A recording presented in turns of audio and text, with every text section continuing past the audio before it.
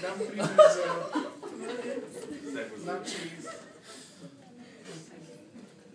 за такова драматургично напрежение с един разказ от Джек Лондон. Някакъв намира едно куче. Като кучето е късо и красиво, сребристо, с сини очи, яко, послушно, дисциплинирано, безгрижен веселяк, който живее на топло и взима кучето и почва да се грижи за него.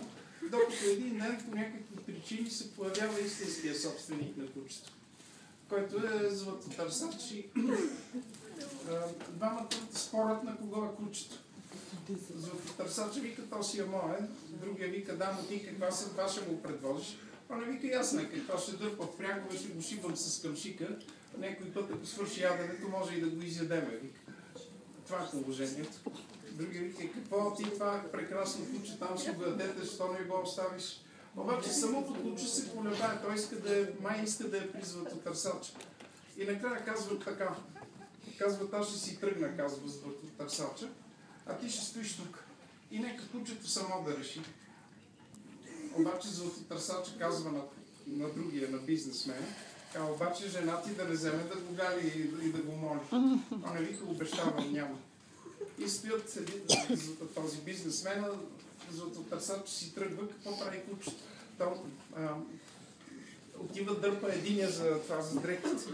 Та обаче не спира, връща се, дърпа другия. Опитва се да събере двамата души, които обича. Не може, лая напред, тича напред, назад, изобщо. И чак след това побягва след златотърсача. Той прави избори, избира свободния живот и авантюрите, пред да е домашно пуделче. Разказвам ви го заради този процес. Не може кучето да стои да побегне след един. Няма драматургия. Трябва да се покаже колебанието по някакъв начин. Този примерно, не знам какво може да направи, но примерно първо може да продължи и след това да погледне, да фърли пауз. Аз просто последния път разбрах, че това, което се интересувате е да зафиксираме просто в самия момент на... Да покажем емоция, афекта чрез някакви действия, т.е. не да напишете и той се афектира. Трябва да го разберем. Да? Аз разбрах, че всъщност това, за което говорите, значи се дава във втората случка, а в третата случка вече е той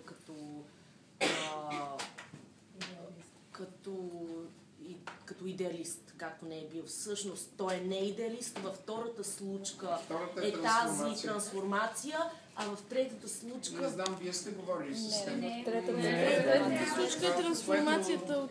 Ми казаха колегите тия, че има две случки, в които той е меркантилен и прави всичко за пари или за личен интерес, а в третата случка има афект и трансформация.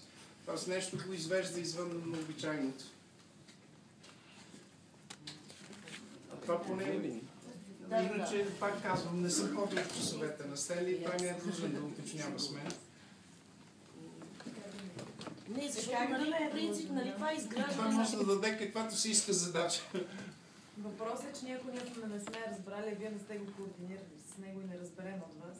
Значи аз няма какво да ги координирам, той казва какво иска от вас. Аз ви давам съвети как да го напишете. Това са ми функции. Аз съм ви нещо като драматургичен консултант, както във филмите.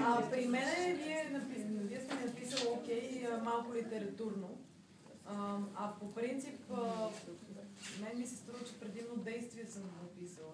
Добре, дай да видим, да уточним защо съм писал малко литературно. Идеалист или идеализъм, кое да прочетем?